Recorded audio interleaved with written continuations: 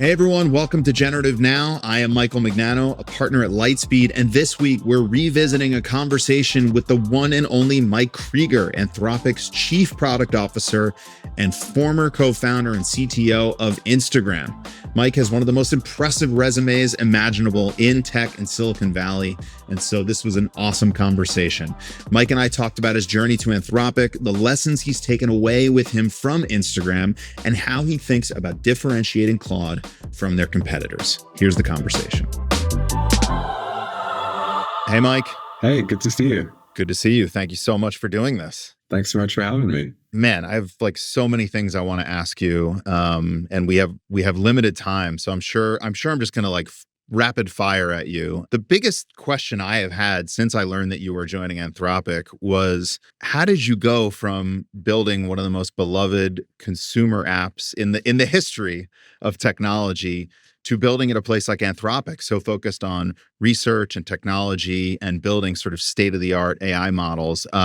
It was such an inspiring and surprising move. I would love to just start with the story of the transition. So I lasted 2 months in semi-retirement, which was not as long as I lasted. Between Instagram and the second company I did, which is called Artifact, year and a half off. This time around, I think the difference was Instagram, I kind of felt complete at that end of that journey and needed some rest. It was like a very intense, like 8 years.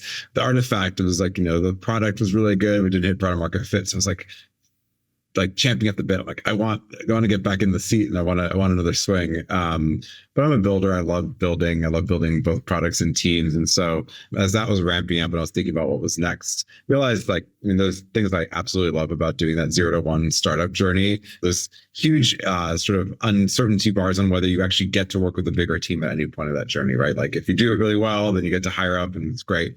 When we got to do that at Instagram, didn't really get to do that at Artifact. We peaked at 13 people. I realized I just missed being in that sort of larger, multiple teams doing multiple things at the same time, like feeling like you've got all these parallel threads happening. And I started seeking out, where will I get to do, and I thought it might be impossible, where do I get to do 0 to 1 product building, but in the context of something that is more of like an existing team in a company that's already got some momentum and some energy going and a culture that I'm aligned with. And the kind of two options that kind of leads to is you go start a brand new initiative at a much larger company, which has its benefits, but you always have to ask the question, like, why hasn't this existed before? Why is this company finally investing in this now? And, there are trade-offs. Or, in Anthropic's case, which was company existed, the research team was already world-class and product was still really early. And so there's a really good confluence of what I wanted to do next. I wanted to get closer to AI, the kind of company I wanted to be at, which was one that, had some momentum, but was still really nascent on product. And then just the need from Anthropic, like they'd been looking for a head of product, and it kind of all coalesced really beautifully, like, it was meant to be. When I think about a company like Anthropic, especially as someone who has also built product and led product strategy, I feel like it must be challenging to build a product strategy around just constant model and research innovations, right? Like you're working very, very closely with the founders who are researchers, and you're building strategy based on whatever is state of the art, whatever is cutting edge, which I imagine was probably much different than building, say, an Instagram or an Artifact, where I think probably in real time, you're sort of inventing, product dynamics and new social experiences and new UX paradigms. It feels like a different type of innovation. Just talk us through some of how that strategy comes together working hand in hand with research. Well, the closest parallel, I think, in the Instagram days was like the yearly drop of things that would happen at Google I/O or WWDC. We're like, okay, this has been delivered to me, from Cupertino, and then I get to go figure out if there's some product to be built around that. This is like that, but on like a monthly basis, and it's inside the building. So it has that similar sort of, in the WWDC case, you kind of plan around those moments, right? Yeah. Like, oh, there's going to be a new phone, or there's new OS. Here, it's on unfamiliar and unpredictable timelines in both directions, right? Sometimes you say, great, I'm going to have, my beautifully lined up, 3 months, and something on research hits sooner than you expected.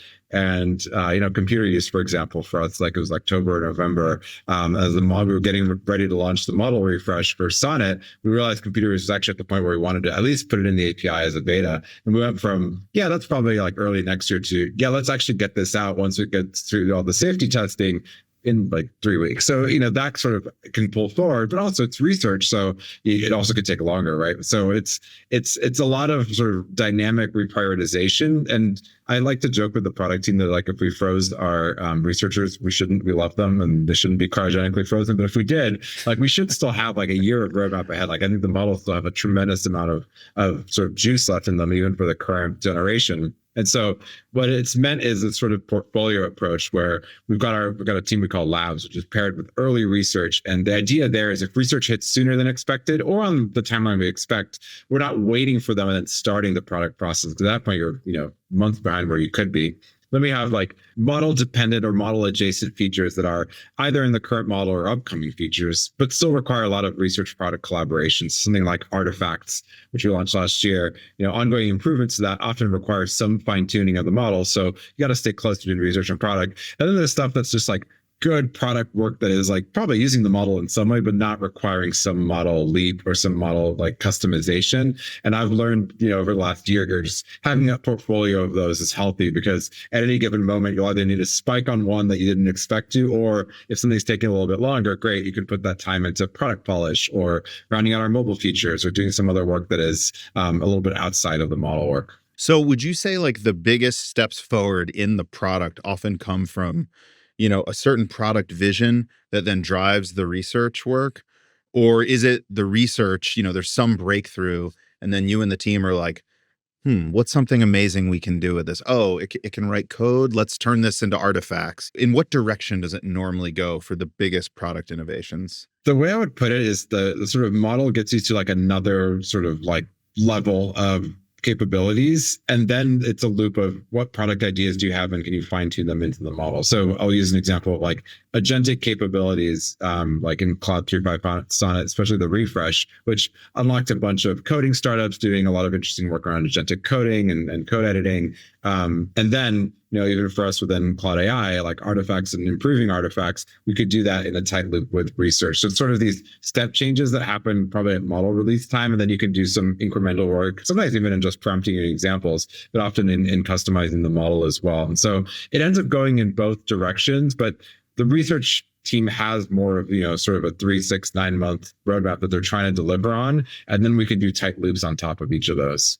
Speaking of tight loops, another thing I was thinking about with building product at a place like Anthropic is I have to imagine, given all of the safety considerations I'm sure you all are constantly making, it's probably really hard to do the type of rapid iteration that products and companies like Instagram and Meta were famous for, like ship fast, move fast, break things. Like, Meta's famously testing, however many different variants all at the same time. I guess with the constraints of safety, that's got to be really, really hard to do. Is that right? The way we think about it is there's kind of two ways in which I think that ends up being plays out in the day-to-day. Like one is for like model releases, that there's like a safety sort of testing and responsible scaling kind of evaluation that happens there. And that's, when you just think about timelines, that model releases anyway don't end up happening so quickly that ends up being like the difference between being able to do like 1 or 4 in a month. They're more deliberate anyway. And so there's that component there. Then there's the piece that I think is also really interesting around the relationship people have with the model. And what I mean by that, and this goes into the testing question, because in some ways you can imagine, well, maybe we train like 5 model variants and we A/B test them, and we do some of that. But we also find that people become very attached and attuned to how the model reacts to them and like how it talks to them. And so people will catch, there's all these, sort of Claude related Reddits, and you go on Reddit and people are definitely like, are they testing a new model? And sometimes we are, sometimes they're not, and people are just like looking for changes when they don't exist. Yeah. But it means we have to take an extra level of care in terms of like how we treat experimentation and the sort of like commitment people have or relationship people have with some of these things. The other piece is, versus an Instagram where people, some people rely on it for business, but the vast majority are using it for more of like and consumption and entertainment use case. Here people are getting like work done, and like if you like change too much about the model or even the UI from one day to the next, and it really breaks their workflow, you've gotten in their way. And so I'm still trying to find that balance between, at Instagram at any given point, we probably had like 50, different A/B tests running, right? You get into that combinatorial thing of like, have you sliced the possible universe of users into like enough slices where you're not intersecting different treatments? with the like extreme of like, hey, we ship software once a year and we don't want to mess with people's workflow. And the answer is definitely at neither extreme. And maybe there's more UI experimentation we can do on this rapid iteration. And then maybe model releases form a nice cadence of, right, this is a time where we're like getting people to see that there is a different way that they might want to get work done, or we're okay disrupting work, or at least like offering an upgrade about how we might do things, but know that there's a reason and there's like a name that we're putting around those things. But if you identify something that is definitely true, which is the nature of experimentation looks quite different here. Yeah, it has to be. And that's surprising, but also I guess not so surprising that your users are noticing even the slightest differences in the model. It makes sense. I mean, one of the reasons I love Claude and I use it is because of the personality, the tone, the way it speaks to me. These models, they seem to have different flavors in some sense. Yeah. One of the things I've been thinking about, especially as it relates to models coming out of different labs, and we'll talk about things like DeepSeek. It feels like the pace of model release and leapfrogging, it's such that it's moving so quickly. And so I guess my question for you is, do you think we end up in a place where there actually is not a lot of difference between all the different models in the end? Or do you think the things that make something like Claude unique, or, a ChatGPT unique, will remain, and that will become a key differentiator between the models?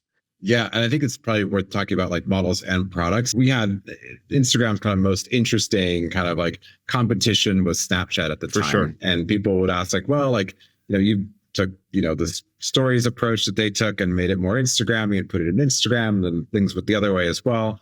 And I had this like non-mathematical formula. I always joke my non-mathematical formulas here as like the non-researcher in the room. Like, what makes a social network? And to me, it was like formats. At first we had feed, and then we had, stories, eventually we had reels. Now they have like, shopping. And then there's audience, who's actually visiting your network. Yep. And there's vibe, which like I realize is a fuzzy term, but is also really important. And so like I would compare like us and Snapchat, where formats were similar in a lot of places, right? The audience, maybe they skewed younger, but over in the fullness of time, there was quite a bit of overlap, and the same people would actually use both. But the vibes could not be more different between the two, right? Instagram, we had started from a place maybe more like curated, polished, and then with stories, we maybe took that out a little bit. But you took the stories from Instagram and Snapchat, they still felt quite different, right? I think there's a similar thing, and I haven't formalized my non-mathematical formula yet for LLM and AI related applications, but I think there's something similar at play where I see people go on X and talk about how Claude is their therapist, or Claude is their like, trusted friend, or like they delegate decisions to Claude because it's like a trusted person. Right. Our friend was having a medical situation, and Claude eventually, like all caps, was like, go to the hospital now, like shut up, leave. And like Claude just has like a bit more personality than perhaps in some of the other models. Wow. And so I think that'll continue to be really important, which is even as, we'll all co-evolve what the right UI is around these things. I think, like artifacts, ChatGPT is Canvas. I think we'll both like continue to evolve it. Like we'll see what Gemini does. I think there's lots of Google teams experimenting with different ways in which they could use, these models in different product applications. You see a DeepSeek come in and like have a different take on whether you show the reasoning versus not. Like these things will all happen. They're not absolutely different. And sometimes the team here is like, well, like, how do you think about differentiation? Like any kind of product differentiation in the short term is fairly short-lived, because you're going to see, different ideas get borrowed. I think that's fine and actually probably healthy for the ecosystem. I think what is different over time is probably two things in this case. One is actually vibe, which is like, what does it feel like to use a Claude versus a Gemini versus a ChatGPT versus a DeepSeek? I think those things should probably evolve to be quite different over time, because the people that gravitate to one or the other will like want more of that. And I think that will naturally lead the products in that direction. And then the other part is capability, where at any given point, I think you'll see different models spike on different things. So right now, Claude 3.5 Sonnet and coding is like one really clear sweet spot. Claude and creative writing is another one that we hear a lot, where like the model does a good job of producing output that way, or even just content creation. I think over time, it's likely that those differences become more acute rather than less acute. And even if more on the eval side of things, you get a lot more parity, where we're all chasing some, similar evals. I see the disconnection between what the evals are measuring and what's valuable to individuals or even companies like get wider over time, until maybe we have some different way of evaluating these models. The devels are super important for the training part. So don't get me wrong, they'll continue to be really important, but they're not the full picture, is what I've experienced on the product side. So you're saying customers more and more will come to associate certain products and models with certain capabilities. Like, oh, Claude is great at programming and ChatGPT is not.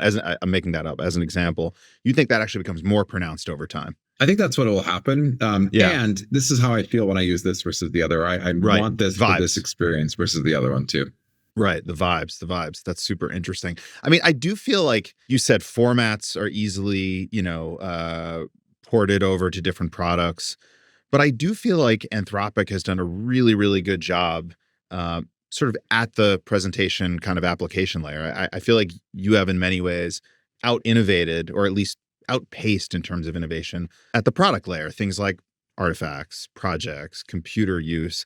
How important is that to you and your strategy? And I guess in the context of what you just said, will that remain an important part of your strategy? The way I see it is, are you unlocking something novel that somebody can do? This journey is 1% finished. Like, I think we're even less than that in terms of like how these AI products kind of manifest. Like, we're so early. And so can you build these sort of product primitives that are going to unlock some novel behavior? I'll give you like a specific example. Like, we have projects, and everything you can do with projects, you could cobble together either with just regular chats or you're doing your own thing.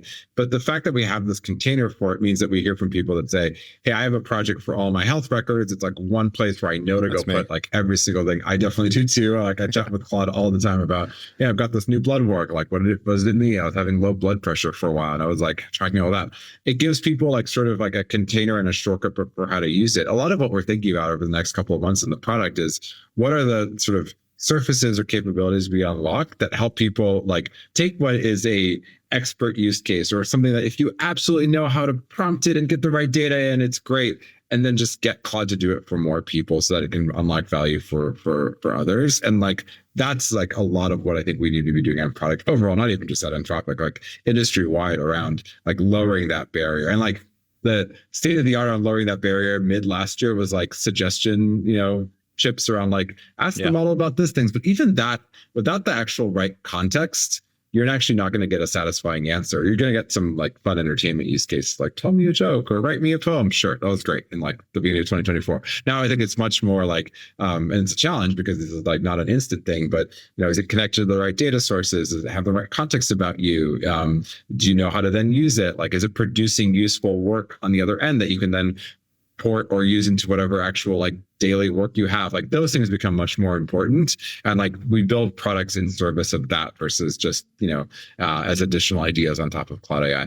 Shifting gears a little bit, arguably one of the most successful ads-based products ever with Instagram, it feels like something that is happening with the internet and sort of the business model of ads and the internet up until this point is it's shifting as a result of AI and agents.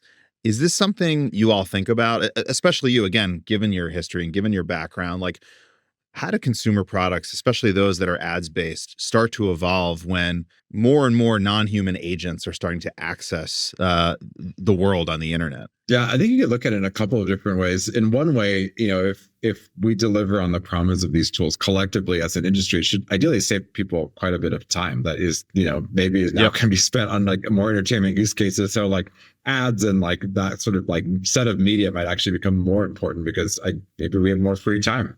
We'll see how that ends up working out. Then there's the other piece, which is, how does the web evolve? If not primary user, if not the primary user of the web, ends up being like more automated agent wise. And we started seeing this with Artifacts. Artifact was an AI powered news recommendation app on iOS and Android. And I think we're experiencing there was like peak, like overly, and this is nobody's individual fault, just like the way things have converged. But like the mobile web is just, you land on a website and it's like full screen video ad, pop up to subscribe to a newsletter. And ultimately, like, an interesting question, like, why didn't Artifact work? Like, I have lots of thoughts on it. One of it is like, as polished as we could make the raw feed experiences, unfortunately, like the kind of like content behind the click was not very like easy to consume or good. There's systematic reasons why that was the case. I think local news is, really hollowed out. I don't think anybody at these local news sites wakes up and is like, how do I put more ads in here? They're like, we got to do it to stay afloat. So I absolutely get how we got there.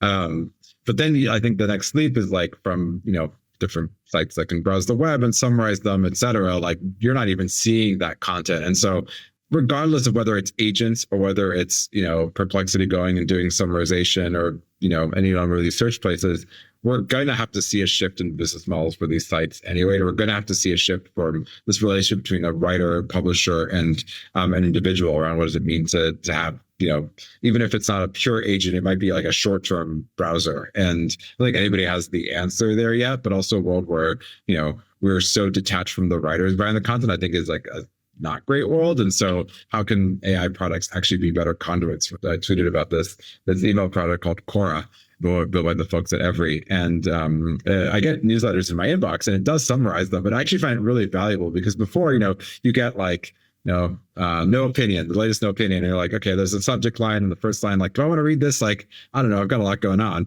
But actually now I get like a paragraph of what it's about because it's like summarized around with the rest of my email. And I'm finding I'm reading more because I'm like, oh, that actually sounds great. I actually am going to click through and I'm confident that like it's going to probably be worth my time because it has a lot of what things that I'm interested in. So there is a way in which it's symbiotic. It'd be foolish to believe it's like purely going to be additive in terms of like read time and clicks, but there's a way it can be more symbiotic. Do you think that publishers on the web, whether, writers, publishers, or really just anyone that's hosting a website or a service on the web, like, do you think there's going to be resistance to agents or computer use going out there and browsing on behalf of users, either because, whatever, it's going to break their business models or, it's going to overload them with traffic? Like, do you think they're going to try to fight that maybe like at the CDN layer? The tactics we'll have to sort of see and see how that evolves. I think the relationship one is really the question I come back to, which is like, I read The Verge a bunch and I saw that I started subscribing to their sort of monthly subscription. And like the impetus for it was like, I wanted to read one of their newsletters, but now it's like, I feel like I have a different relationship to that site, or I read Defector for sports news, right? And so I think there is that like evolution happening. And while that's happening, maybe there's, resistance on some sides, innovations in some other places, different sort of approach to monetization, a different approach to meeting people where they are. Email's actually been an interesting one where like that's where a lot of content gets consumed now. We'll be in shifting sands for sure over the next couple of years.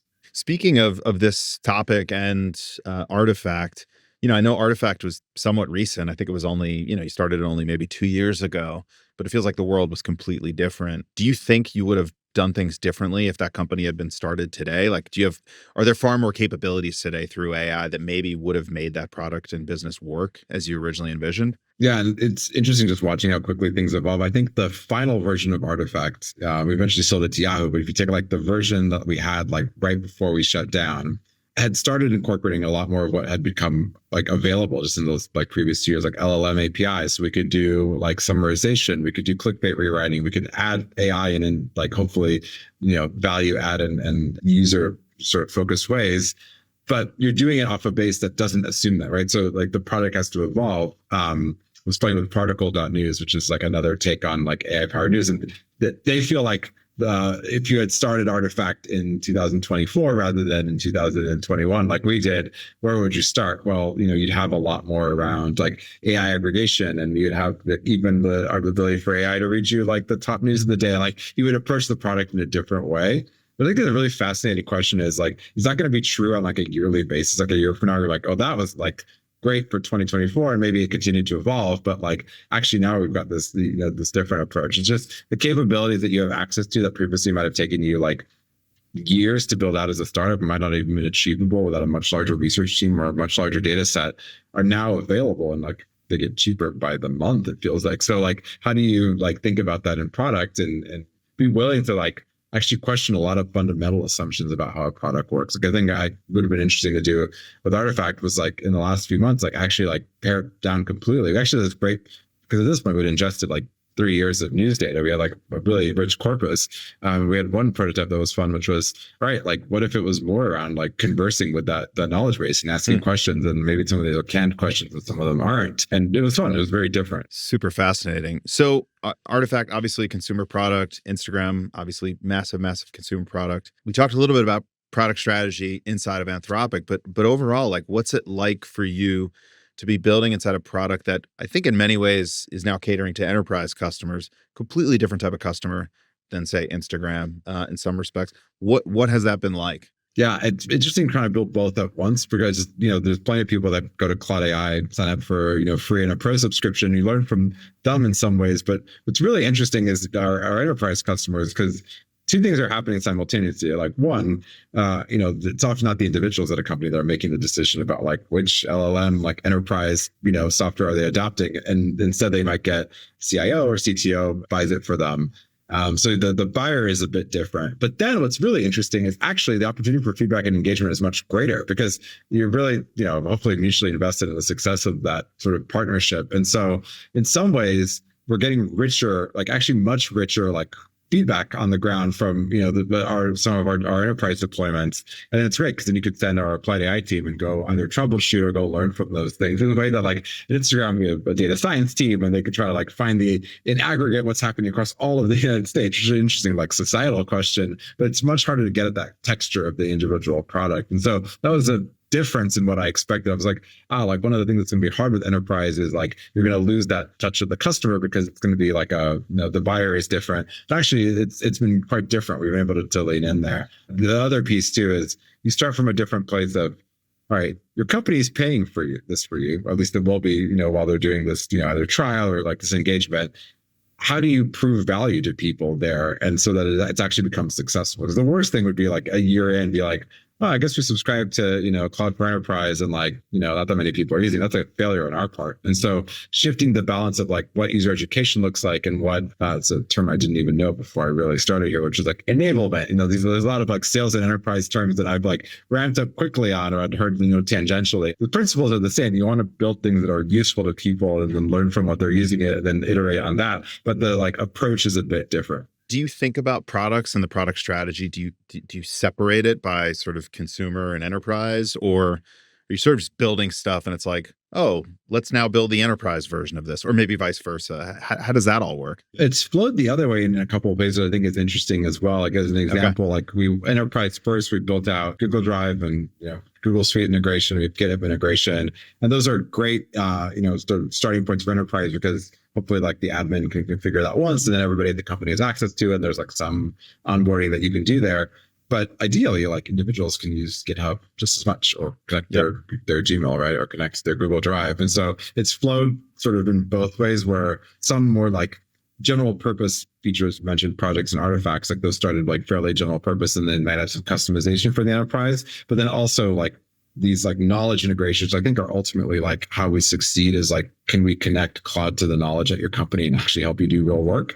That's a company problem. That's an enterprise problem. But like individuals are trying to do that as well, just as much. And so you'll see that cross-pollination for sure in the product. And an active product strategy question I have and the team brings up is, right now there's manifestations of a similar product, but maybe with, different feature sets. Like, do they drift further apart over time or do they stay fairly similar? And, there's differences of opinion internally. I think for the coming like 6 months, they stay pretty similar. I think where they might start to diverge is in the kinds of work you might delegate to Claude over time, right? Where if you're actually automating parts of your workflow, we think a lot about like how Claude can be a virtual collaborator for you. That looks quite different, I think, for somebody working in marketing or somebody, working as an engineer versus somebody using Claude for their personal life. Yeah, totally. I mean, even if you think about when I've tested computer use or, some of the other products that are doing this, like the ideas of things I want to test it for always jump to more productivity or work-oriented stuff. Like it feels like the things I want to do as a consumer are things I actually want to invest my time in. Yeah. It feels like in work,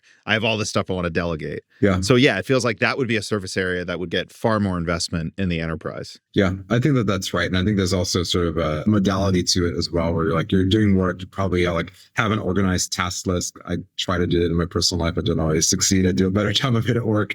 And kind of lends itself well to like, all right, these are the kinds of things I want to carve off or like help me organize my thoughts on this. I actually think there's a lot that can be done in people's personal lives as well. Like we have 2 kids. They go to 2 different schools because they're different ages. And I was talking to a founder of a successful like sort of productivity company that uses Claude a bunch. And he's like, let me share a pro tip for you. I've got this whole workflow that ingests, their kids go to the same school, ingests all these emails because emails are very, very dense, very long, and like actually produces an action list out of it. I'm like, that's really smart. I should use AI for more things in my personal life, just around like family life management as well. That's fascinating. By the way, I'm in the same situation as you. Two young kids, two different schools, two different like school newsletters, and all this.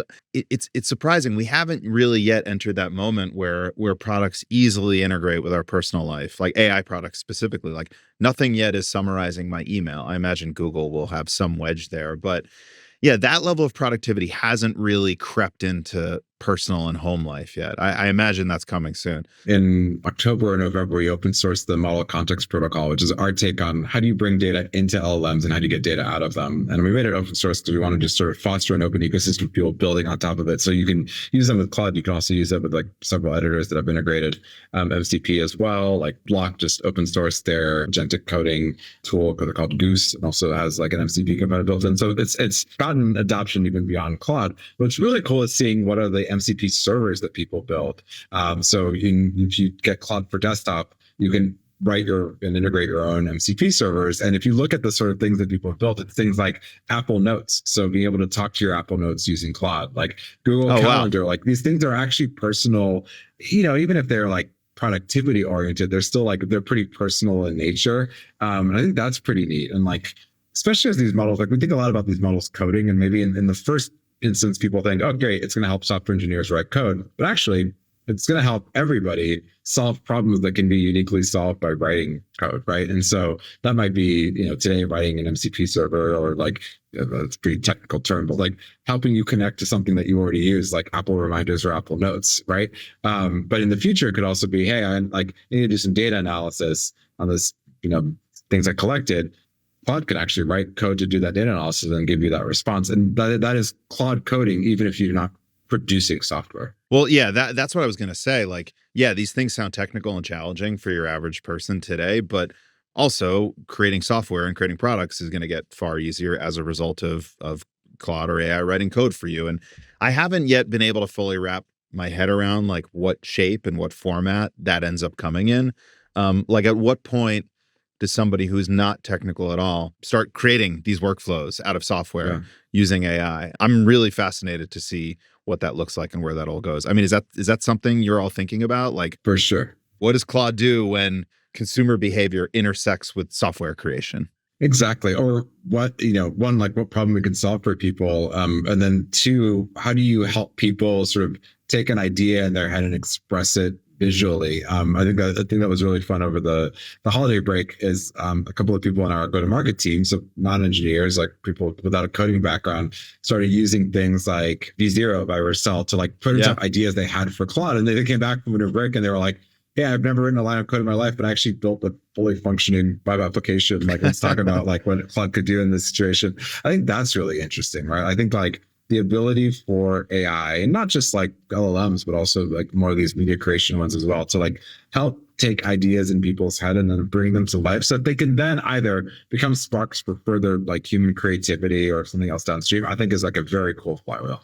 Speaking of that, like how has AI assisted you in your role as CPO? I mean, obviously you're dog fooding Claude all day long, but maybe in what ways, and maybe what other AI tools are you using?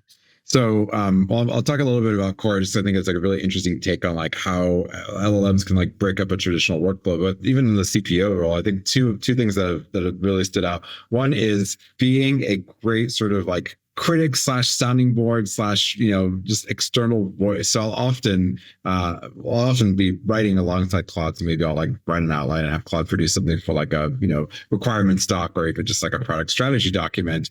But even if I'm like writing my own things, like rely on Claude now to be like, all right, what am I not thinking about? Like, what did I forget? Or like, what are the holes in this argument? And I think it does quite well. It's not at the point right now where it's going to produce a like flawless strategy from whole Claude, but it is very good at like seeing what you've written and saying like, you haven't thought this through. We actually did this as a leadership team.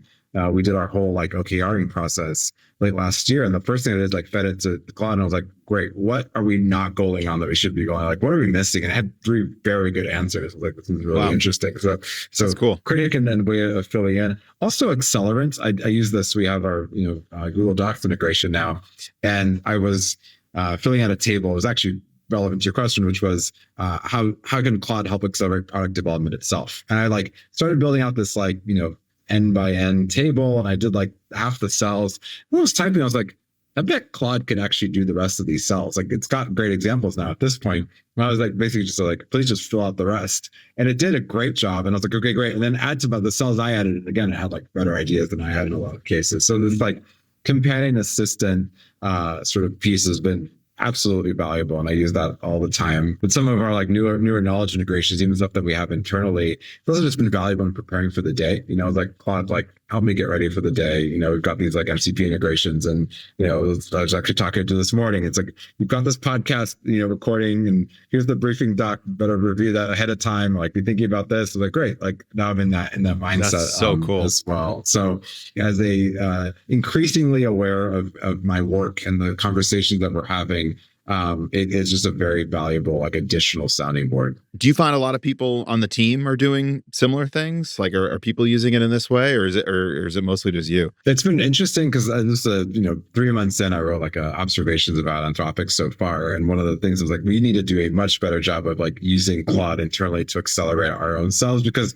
it's not that it's not happening. It's very unevenly distributed. It actually goes back to the conversation we were having earlier around like what's the role of product design and product strategy in improving the ability of people to use these models to their maximum capacity. I think we could do that just even internally. And so we had a really fun hackathon in November. And one of the things that was really cool is that we took one of the go-to-market people and they had a whole workflow around like, all right, I'm meeting with these 3 prospective, prospects that I want to, talk about Cloud for Enterprise to. I go through the same process every time around like researching the people who matter, getting more context on this company, what's going on in them, reading their S1, like all of these things. Like a lot of that can be done really well by Claude in terms of like summarization. And so they partnered with an engineer and they basically built that out in an automated way. It was awesome. And it was like, that's so cool. We need to do those kinds of things to like take the seed of like what is a good use of LLMs in the workplace and then make it so that it's like you don't have to think about it. It just actually happens for you. And that's like a push I've been having. I actually shifted a lot more of my own attention towards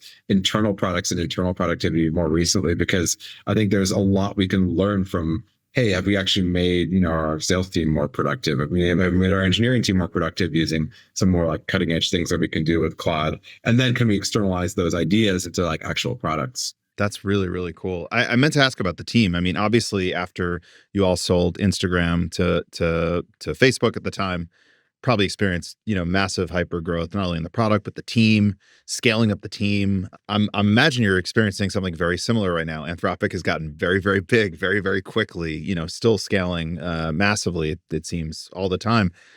What's that been like, scaling up the team inside of Anthropic? Also, while you're still, I'm sure acclimating in some sense to this new type of company and new type of product. Tell us a little bit about that journey. Yeah, I mean, I think there's a few things that are different even from the compare contrast. Like one is you're scaling a team that is more distributed than Instagram was. Like with Instagram, we were doubling basically year on year, but for most of that growth was all in Menlo Park, right? We moved from San Francisco to Menlo Park post acquisition, and we wanted to like stay close to the Facebook technical teams that we were collaborating with. It just gave you visually saw how big the team was getting. It's much harder to see that when it's primarily growing in like Google Meet, Hollywood Square style, or like Slack, sort of participants. For better and for worse, like in some ways, like one sort of ritual that I did at Instagram with Kevin was we had product reviews. We realized that like if too many people in the product review room started feeling a lot more, it was like a presentation rather than like a place where you could have like deeper, like nuance, like kind of like hard talk about like whether this thing was on the right direction or not. And here what I found is since a fair amount of people are like in New York or joining remotely, the room can actually feel smaller. You get a different feeling of scale with this like remote aspect of it. That's like one very notable difference that we've had here. And then the second piece is even the product has grown a lot. It is like a small chunk compared to like our research teams, the people working on trust and safety, the people thinking about all of like the threat modeling and like societal impacts. Like there's a lot more that gets into Anthropic. And so as much as we've grown, I think I still feel like, oh, we're a small part of the company, even though, proportionally we're growing similarly. And it's a different feeling to have that as well. Have you been able to take lessons from Instagram, either in terms of building out the team like we're talking about now, or even, specific product lessons that you've been able to apply to Anthropic? Yeah, I think one of them has been, thinking about like what is the ultimate problem that you're solving and like remaining obsessed with that. I actually think it's much harder to do. It's hard on Instagram too. On Instagram, you'd have people that internally that would come up with fantastic ideas that were interesting applications of technology, but weren't on the path of what we were like fundamentally wanted to solve for like the most people as possible. In AI, I feel like it's even more tempting because there's no shortage of like very cool ideas that people come up with, a prototype using Claude. And I think if we like staff teams are on all of them, we'd like have like, one, a pretty complex product, but two, I don't think we'd make enough progress because we'd be like sort of like peanut buttering ourselves over a lot of things. And so it's harder to say no, but even more important, in having that focus within the team. And like, it's a discipline we've had to build up. And I don't think we've gotten it quite right yet around like harnessing bottoms up excitement. I think it's really important. And like, I'm definitely not going to have all the best ideas. I might not even have like most of them, like they're going to come from the team, but retaining that like user focus and like adherence to like what problem you're fundamentally solving, like it is just as important, but maybe twice as hard in this space. That's like, I think one lesson that we've carried. The second one is something that I learned, at Instagram, and somebody told me like every time your company doubles, like your processes will break and your culture will break in some way. Yeah. And Instagram, we basically doubled every year in engineering. And so it kind of like we had to evolve and unbreak ourselves like constantly.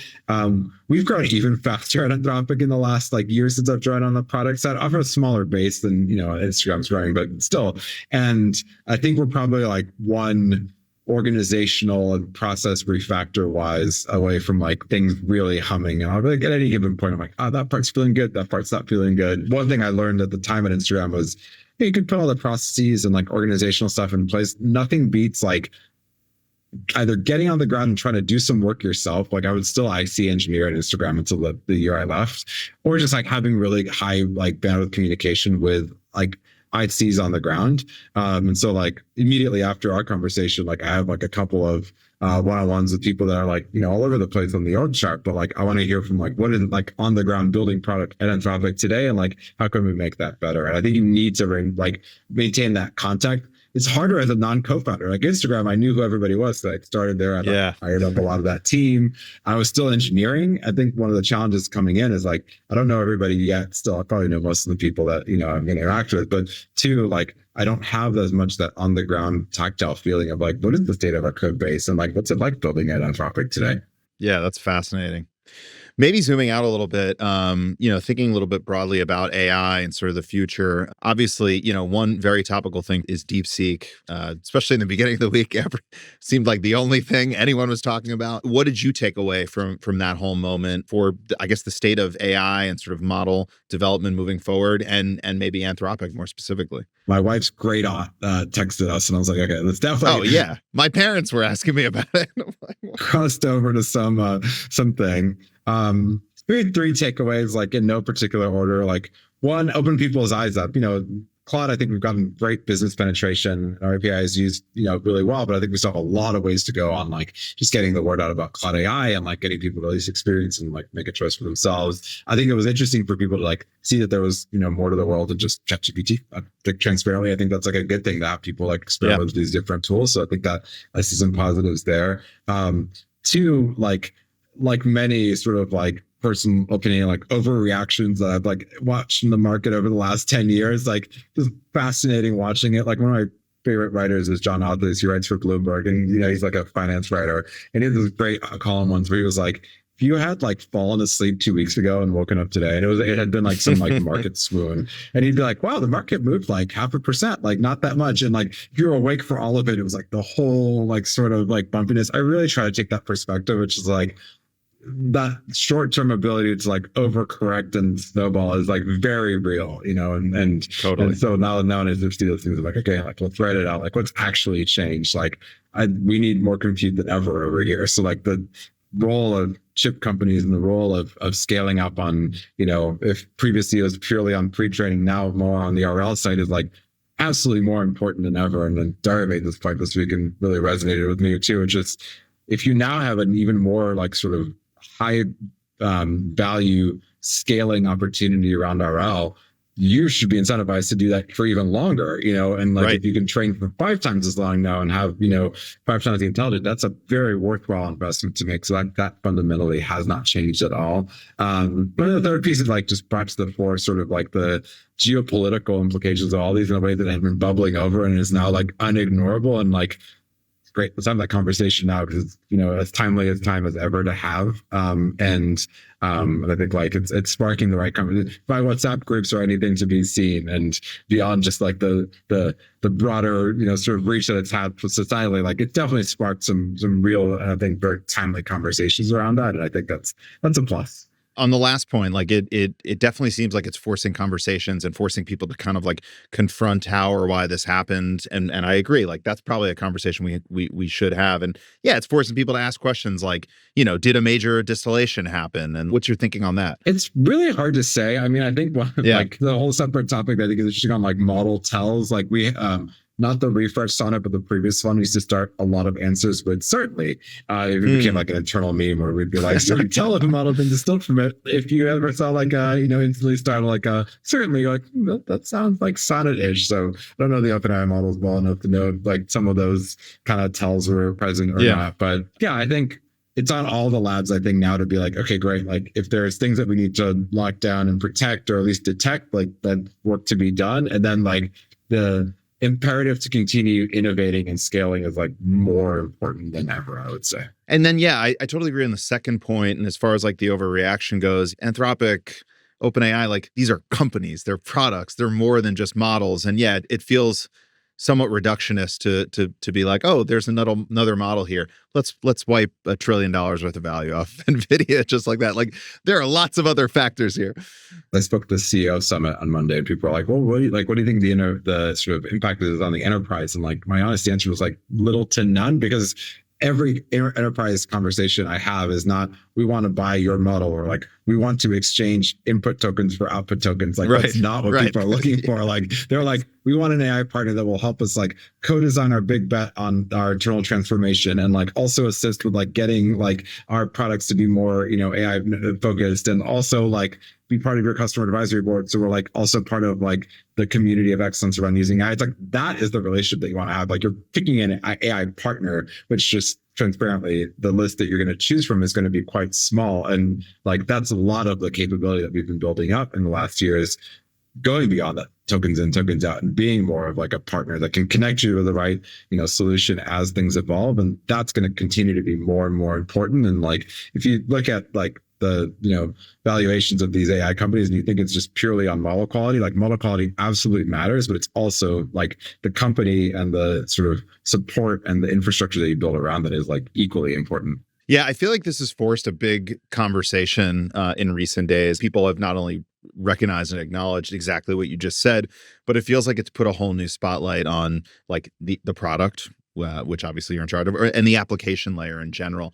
Do you think like now is the moment in AI where the application layer is going to start getting a lot more attention and people will be more and more excited about the products, which is something I think people have been waiting for some time? I think there's a lot that will happen there in two ways. Like one is as the models get more and more intelligent, and especially as they like, think for longer, like the things that they excel at, like competition math and like what a lot of people are using them for, are going to be more and more disconnected. I think we have a really interesting product challenge just to find like, what are the real problems we can solve for people that are solved by like, models that use more test time compute? Nobody has an answer to that that's really solved yet. If you talk to most people, like, how are you using these reasoning models in your daily life? They're like, I don't know, like asked it to think about something for a long time. And I guess, it's like, that's an unsolved problem. So I think it's an exciting problem still.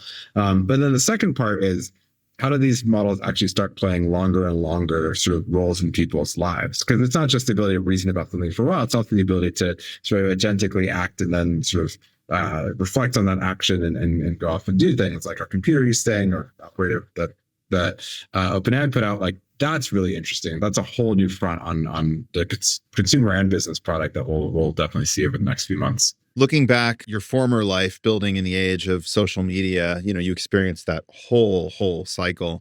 And now like you're right in the center of this sort of next cycle around AI. Again, sort of with a zoomed out view, like what parallels are you seeing between these two eras?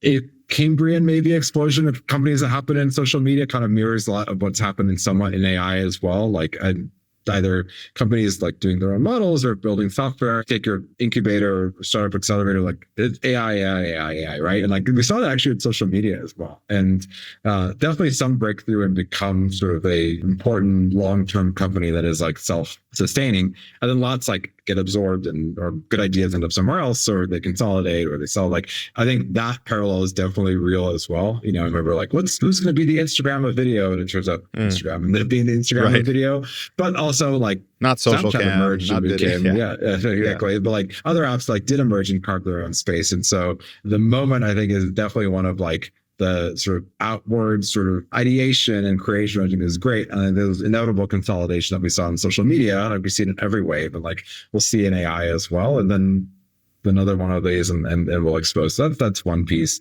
The second one is like, and in some ways the DeepSeek part contributed to this too. Like you would have these moments of like greater awareness, right? Like for us at Instagram, it was like the first time Instagram was in like a major hip hop song. We were like, this has now emerged beyond like early adopter, Instagram photographer. It's now culture beyond that, right? And so that's cool. Like, the first time it's cited in a movie, it's in a trailer. So we're like, okay, great, and I think it only ratchets up because like it gets ever sort of wider reaching implications. And like the name DeepSeek did that, but like not the usage, right? Like regardless of where they were in the store, I don't think like, then your friends might be super technical, but like, it didn't break through like usage. Like they're not like, everyday people being like, I'm going to compare and contrast the chain of thought between, 3.5 Sun and R1. It's like not happening, right? But like that will happen. That'll continue to happen. And I think the really exciting part being in product and first in social media and now here is that you get to play a part in shaping what that sort of looks like and how you introduce it to people. And then also like one of the reasons I joined Anthropic was like hopefully shaping in a way that is like really positive for people and solve their problems in a way that they feel is like really serving them. And that sort of, step by step is it mirrors it. It's probably going to happen faster than it did in social media. I mean, that whole journey for me was about 8 years, and it obviously continued afterwards. But I'm a year in here, and how do you feel like we've got like 4 of those moments in the last year? Last question. If we were to look out into the future, maybe 10 years as we sort of race towards AGI or ASI or wherever we're going to end up with that, what role do you envision Anthropic playing in that future? There's 2 things I think a lot about. One is how we help people be their maximal versions of themselves, So if you're a person that is creative and you want to explore that creativity, 10 years from now, like, is there basically no impediment to like realized ideas or realized creations other than, your creativity, your time, your effort, et cetera, and, multiplied by Anthropic? Like, I think we'll be serving people well if we are doing that piece.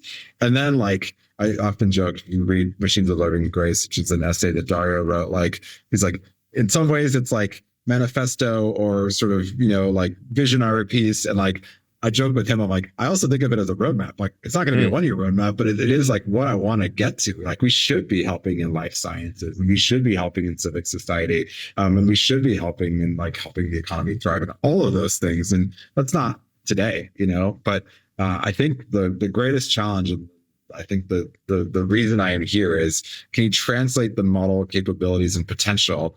They're not going to magically have societal impact. They need products, they need people using them, and they need to be put into the context that they're actually going to be successful. They need the right guardrails.